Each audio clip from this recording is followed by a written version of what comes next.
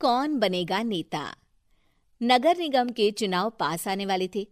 पूरे कानपुर शहर में टिकट को लेकर मारामारी शुरू थी, लेकिन सबसे ज्यादा चर्चा में वार्ड नंबर 40 की सीट थी। वो इसलिए क्योंकि इस बार वहां की सीट महिला के लिए आरक्षित थी। अब सवाल ये था कि चुनाव लड़ेगा कौन। इससे पहले ठाकुर साहब वहां से पार्षद थे और इस बार उन्होंने अपनी पत्नी सीमा ठाकुर को टिकट दिलवाई और ठाकुर साहब की शान के कारण सीमा जी ने 20,000 वोटों से चुनाव जीत लिया। अरे बधाई हो सीमा भाभी, अब तो आप वार्ड की पार्षद बन गई हैं। अब तो हमारे काम आप ही करवाएंगी। अरे ये तो सिर्फ नाम की पार्षद बनी है, वो तो महिला सीट आ गई, वरना पार्षद तो मुझे ही बनना था। अब भले ही चेहरा इसका होगा, लेकिन पावर तो मेरी ही होगी। अरे वाह भाई साहब, क्या दिमाग लगाया है आपने भी। आइए आप लोग, खाना लगा दिया है सबके लिए। सीमा जी पार्षद बन चुकी थीं, फिर भी उनकी एक ना चलती। सारे काम ठाकुर साहब खुद ही संभाल लेते और जहां जरूरत पड़ती वहां सीमा जी का अंगूठा लगवा लेते। सीमा जी ज्यादा पढ़ी लिखी भी नहीं थी। एक दिन ठाकुर साहब और सीमा एक प्रोग्राम में जाते हैं। अरे ठाकुर साहब, आप आ गए। ओहो, पार्षद मैडम भी आ गई है। स्वागत है आप दोनों का। लगता है हमारे पार्षद फंड का सही इस्तेमाल हो रहा है। चलिए अब उद्घाटन करते हैं। ये लीजिए ठाकुर साहब कैची, आप ही सबसे पहले प्रवेश कीजिए। सब लोग आगे निकल जाते हैं और सीमा जी पार्षद होने के बावजूद भी पीछे खड़ी रह जाती हैं।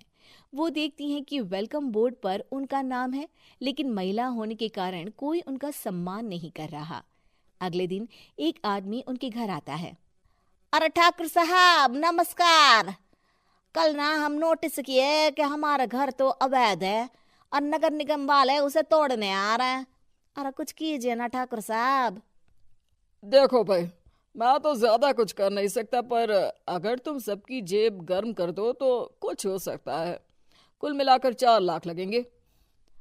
अरे 4 लाख ठाकुर साहब? अरे भाई, मैं अपने लिए नहीं मांग रहा हूँ।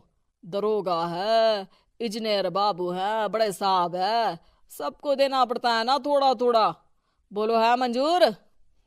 तभी वहां अचानक सीमा जी आ जाती हैं। अरे ये आप क्या कर रहे हैं? पहले इन्हीं लोगों से तो आपने वोट मांगे, अब इनसे ही पैसे ले रहे हो। अरे चुप रहो तुम, तुम्हारा काम है सिर्फ अंगूठा लगाना, तुम वही किया करो। मुझे दूसरे काम तुम मत सिखाओ, समझी? और तुम ना जाओ, अब पैसे लेकर आओ, वरना जेसीबी किसी भी वक्त आती होगी। सब कुछ ऐसे ही चलते रहता है। एक दिन सीमा जी और ठाकुर साहब को एक लोकल मीटिंग में बुलाया जाता है। वहां पर कई और अधिकारी लोग भी मौजूद रहते हैं।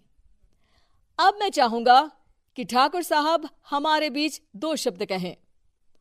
मेरे प्यारे भाइयों और बहनों, आज मेरा सौभाग्य है कि मैं आप सबकी सेवा दिन रात कर पा रहा हूं। आपने मेरी पत्नी को भारी मतों से जिताया है, इसलिए मैं आप सभी का शुक्रगुजार हूं। मैं आप सबसे वादा करता हूं कि हमेशा की तरह हमारे वार्ड में किसी को कोई तकलीफ नहीं आने दूंगा।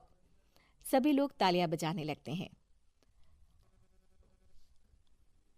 अब मैं माननीय पार्षद मैडम को स्टेज पे बुलाना चाहूंगा। अपने नाम को बुलाया सुनकर सीमा जी एकदम चौंक जाती है। उन्हें बिल्कुल उम्मीद नहीं थी कि इतनी बड़ी जगह उन्हें मंच पर बुलाया जाएगा। जैसे तैसे वो मंच पर चढ़ती हैं। ऊपर जाते ही सीमा जी को सारी पुरानी बातें याद आ जाती हैं कि किस तरह उनके पति उन्हें कभी भी आगे बढ़ने नहीं देते और उनके नाम से गलत काम करते हैं। वो बोलने लगती हैं। मैं आपके वार्ड की पार्षद सीमा हूं।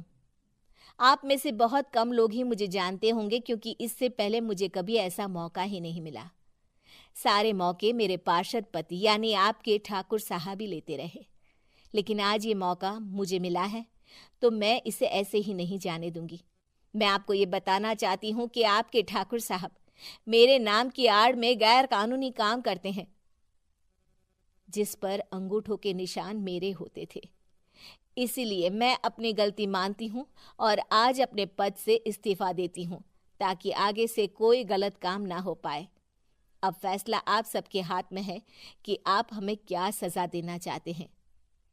सीमा जी की बातें सुनकर ठाकुर साहब के चेहरे का रंग उड़ जाता है और वो शर्म से मुंह नीचा करके वहां से चले जाते हैं और पद से इस्तीफा देकर ही सही सीमा जी अपने आप में आत्मविश्वास महसूस करती हैं।